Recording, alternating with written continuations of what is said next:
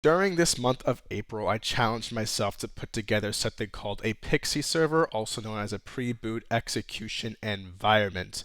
I put this together because I wanted to learn more about PXE servers and what they are and how they work. And if you don't know what a PXE server is, it's essentially a server that exists on your network and allows you to boot to an operating system ISO over the network.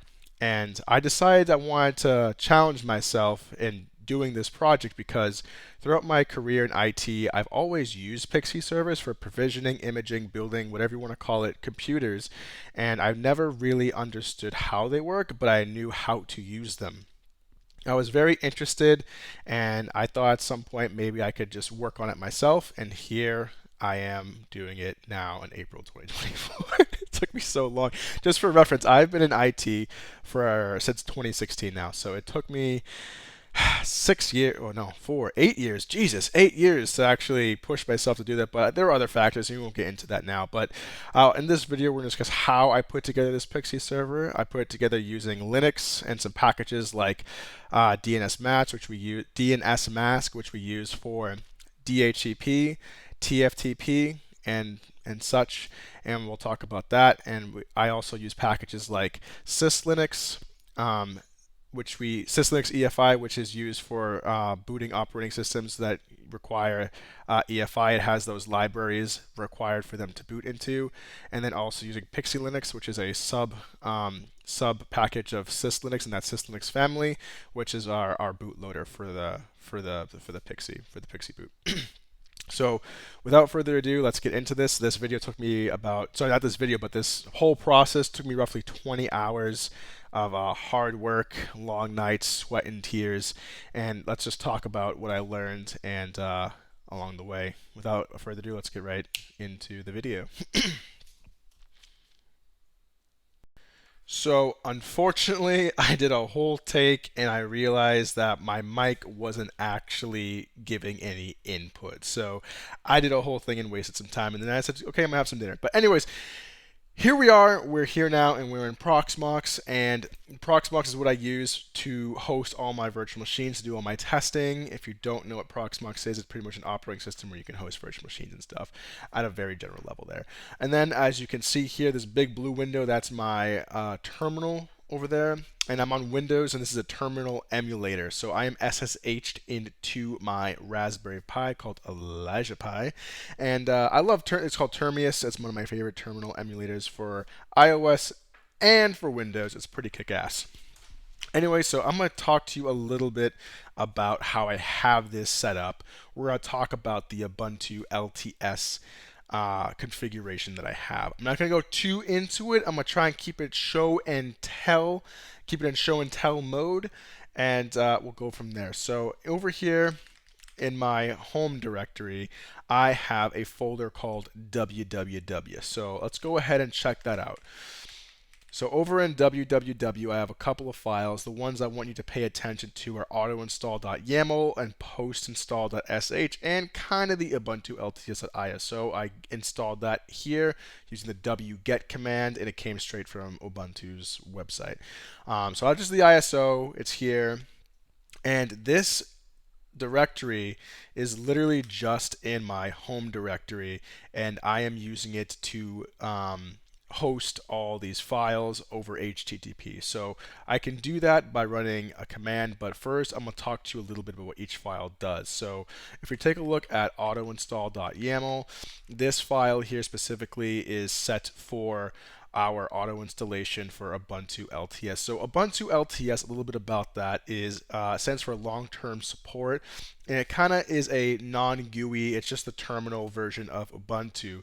Now, the way it works is there's a software called Subiquity, and it looks for this file called autoinstall.yaml, and you can configure it to do a lot of different things. In this file, I simply just create an admin account, install some packages, and then we have it reference our post install script and the late commands so that it can do some other things. The post install script is just a script that allows us to create a regular user account and install some other packages and do some other configurations. So in this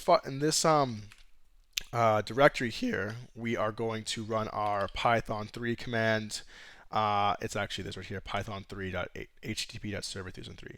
So what this is doing is, oh, what's going on here? Error already. Oh, I already have it running. Okay, great. So by running this command here, we're going to be serving our files over an HTTP server, and you can access that locally from within your network. You can actually see it here. This is where all our files are here. You can do this, I believe, over TFTP as well, but in the guide that I was following, I learned that you could do it over HTTP, and I was like, oh, that sounds kind of cool, so we're going to go and do that. So that's what's in this directory here, and we're serving those files. And then we also have a TFTP server running, and that directory is under mount. Whoa, not media. It's under mount, data, and then it's called netboot. So this is specifically set as a TFTP server, and we have a couple of files in here too.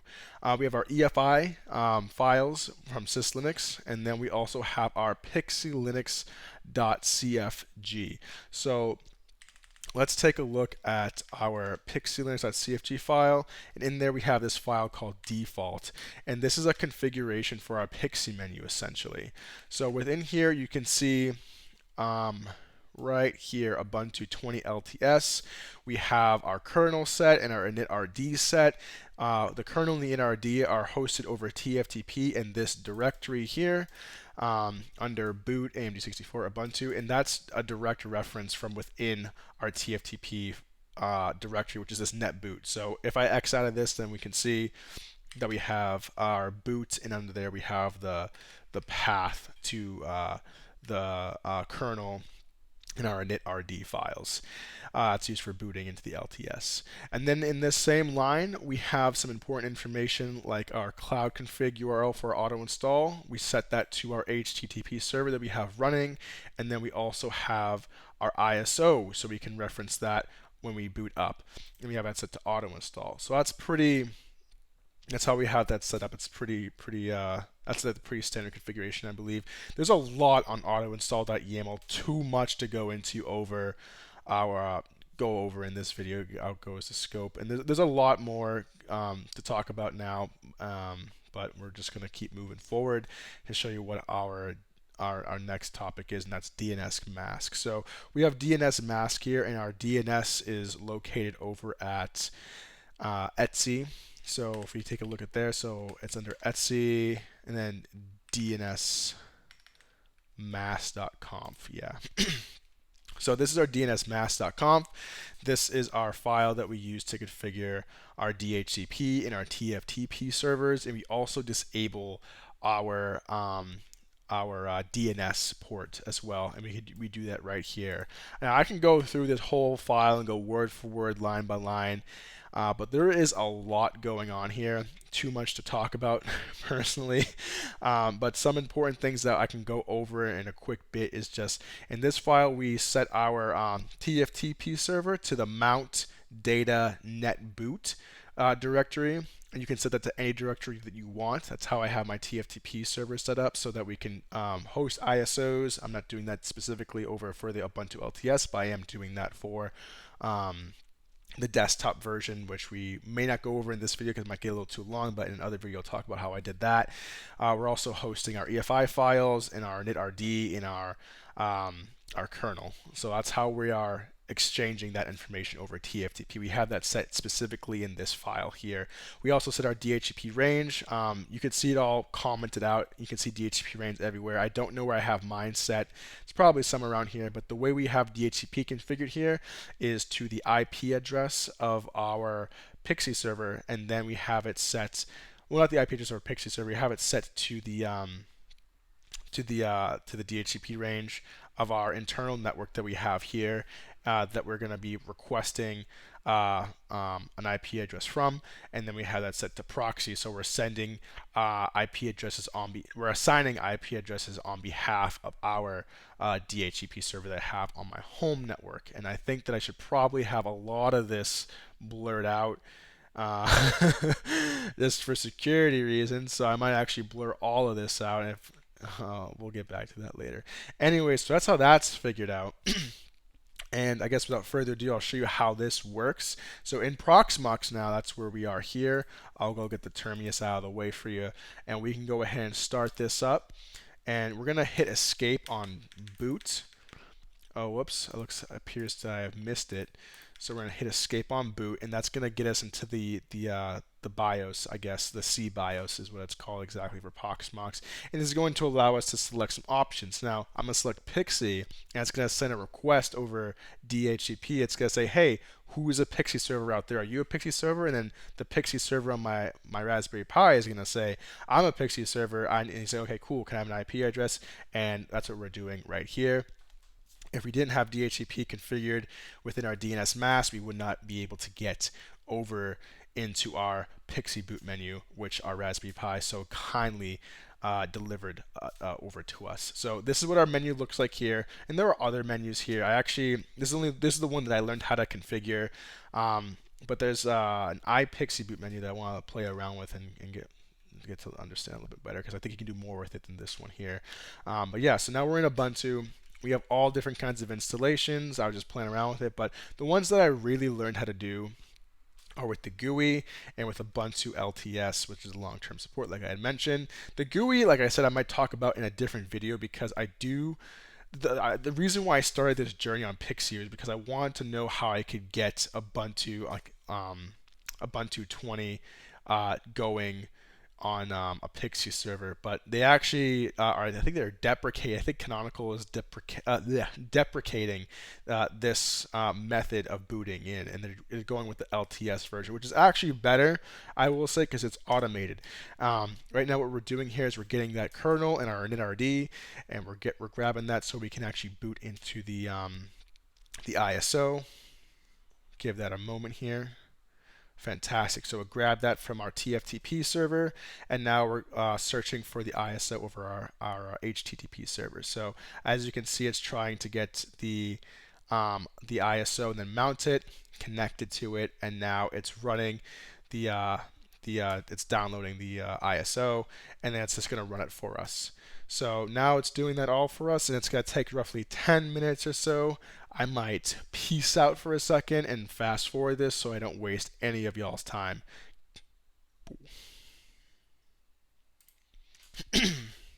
All right, that was pretty quick. So as you can see now, we are in Ubuntu desktop, Ubuntu Live. We have an admin account created that we can log into. Well, I can't type right now. That we can log into.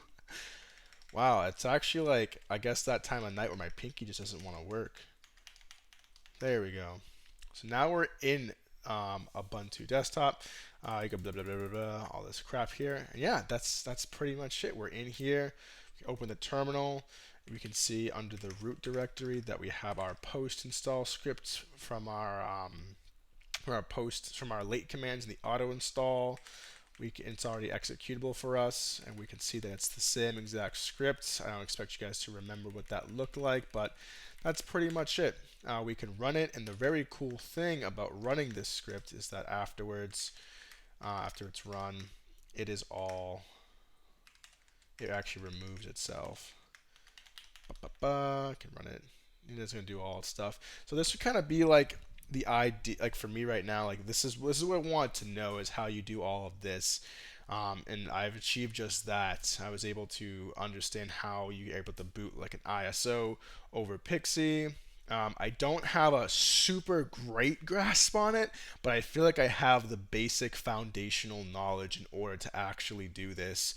I want to play around with it a little bit more, read more into DHCP and the networking aspect on how this all works on like a network, especially like an enterprise network, because I'm sure there's a lot more going on behind the scenes than I can really see on the surface here.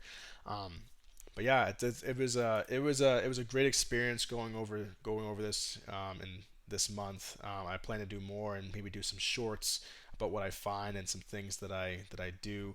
I might do another video on how I figured out how to do the GUI. I found a nice little article on how to do that, but there isn't a lot of information on YouTube, so I think making that knowledge public would help some of you folks out there in the community who want to know how to do the GUI version of this instead of having it being automated. I will say that the GUI version is not as ideal now that I understand that the automated version is so much better.